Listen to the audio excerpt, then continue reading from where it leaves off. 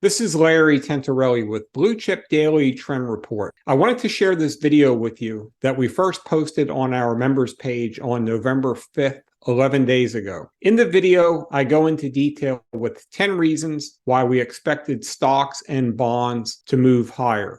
Since then, the S&P 500 is up 150 points. Bond ETF TLT is pending an 8-week closing high. Most importantly, most of the factors in the video are still in place today, and we're expecting higher prices for stocks and bonds. Welcome to Blue Chip Daily, one of the industry's premier sources for high-level daily technical and trend analysis. Blue Chip Daily is ideal for both investors and traders of all time frames who want to be on the right side of major market moves and trends. We focus on over 750 large cap stocks, all major stock indices, over 70 exchange-traded funds, bonds, oil, gold, and Bitcoin.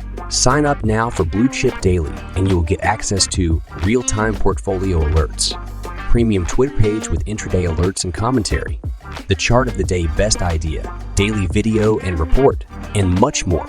Claim 30-day trial at www.bluechipdaily.com. What I wanted to do is simplify what was a lot of information this week. So basically where I think we are is I don't think that this is a short-term, 1-week counter-trend bounce. I do think that this move could have some duration to it.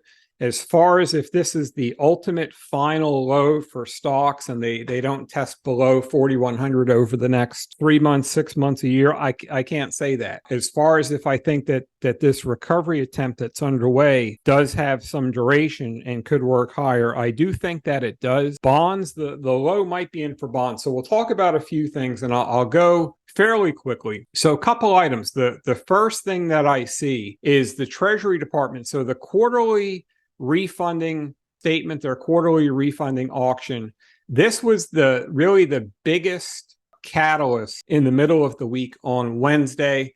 And this is just a piece from Bloomberg. You can click onto that link. But basically what it says is the Treasury said it expects just a single additional step up in quarterly issuance. That's an about face from what their positioning was recently. And JP Morgan had expected 2 or 3 capital raises. So basically what this does is this indicates to the markets that the Treasury is not going to continue with additional capital raises beyond the ordinary. And that's been putting a lot of pressure on bond yields higher. So this was really the first big catalyst that we saw on Wednesday, where there was a sharp move higher in stocks and sharp move lower in bond yields. We took a look at bond yields. They've been keeping pressure. So US dollar, and we looked at a couple other time frames under the 50-day, 10 years are right at the 50-day. I would like to see below 450. So we'll see if that follows through. But right now, there's a good chance that with the Treasury Department commentary,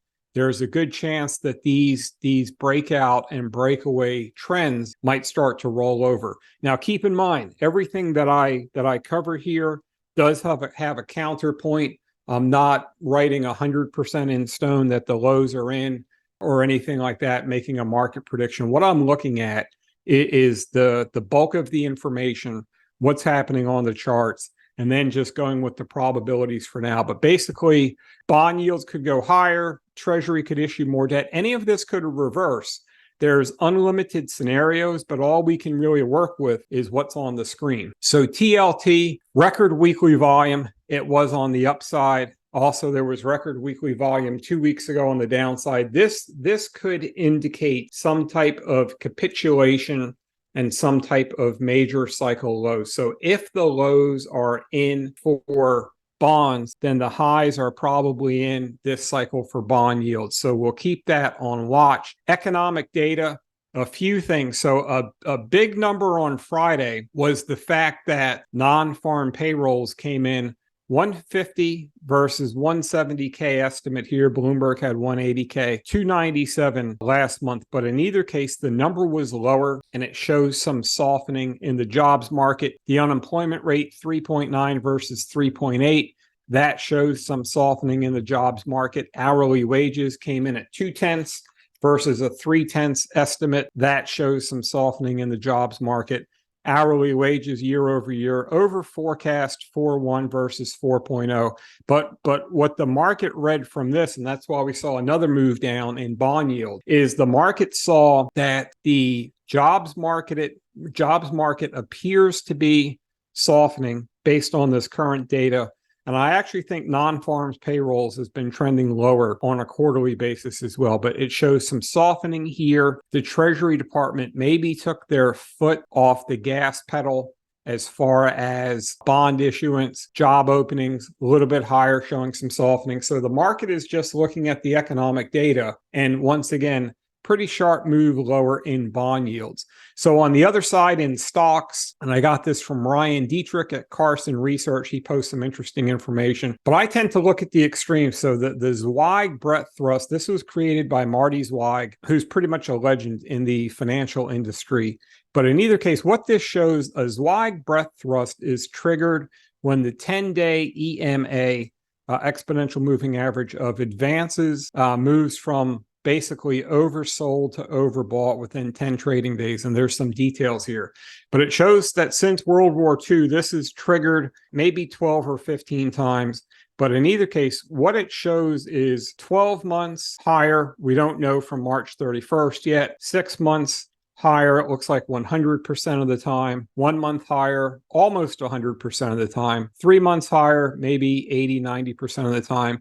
Now, this doesn't guarantee, couple things. It doesn't guarantee anything. But if we take a look at something that's happened 1, 2, 3, 4, 5, 6, 7, 8, 9, 10, 11, 12, 13, 14, 15, 16, 18 times in the past, what is that, 78 years. So something that's happened 18 times in the past 78 years, it's got almost 100% track record for what's been resolved higher 12 months later. It does have a 100% track record higher 6 months later, maybe 80% and maybe 95% here. Now, what this doesn't do is it doesn't talk about volatility in the meantime, and it doesn't show drawdown. So it's conceivable we could take any one of these data points and say, okay, in 75, it was higher 28%, but maybe there was a 10 or a 15% drawdown in the meantime. We don't know. So, and it could be research, but for the purpose of this video, I'm not going that far into it.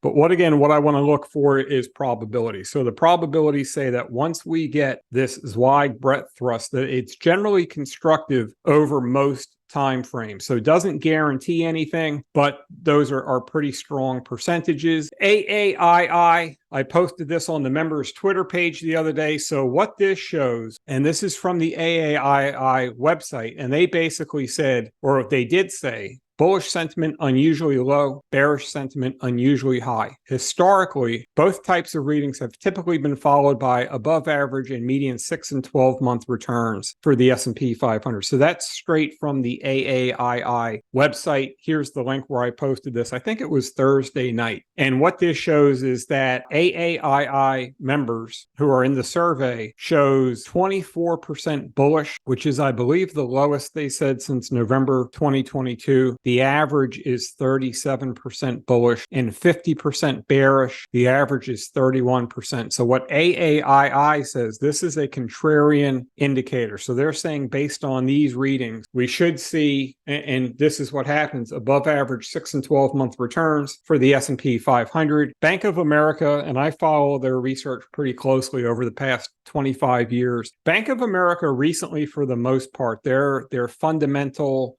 and their macro team is generally pretty bearish, but they've got what they call their bull and bear indicator. So this has triggered a buy signal. So there's a variety of information that they look at to calculate this indicator, but their indicator scored 1.4, which signaled extreme bearishness in their indicators, which once again is considered a contrarian buy signal. And then seasonality, something we looked at on the members' Twitter page. I posted this on Tuesday morning.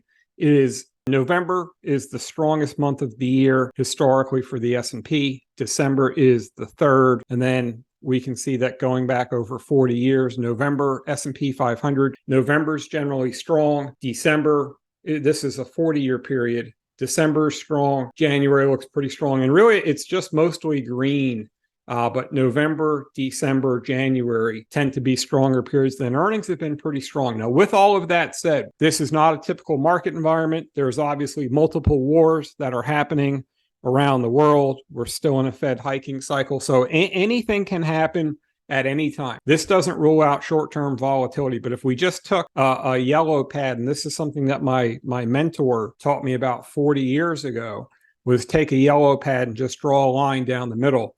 If we took the yellow pad and just looked at what I consider to be some of the more important data, what's happening in the bond market, what's happening with bond yields, what's happening in the bond market again, what's happening in the economy, and then what's happening on the charts. If I summed all of this on a legal pad, it would say overall fairly constructive. So we'll see how that follows through. Subscribe to the Blue Chip Daily YouTube channel for more technical and trend analysis videos and other content.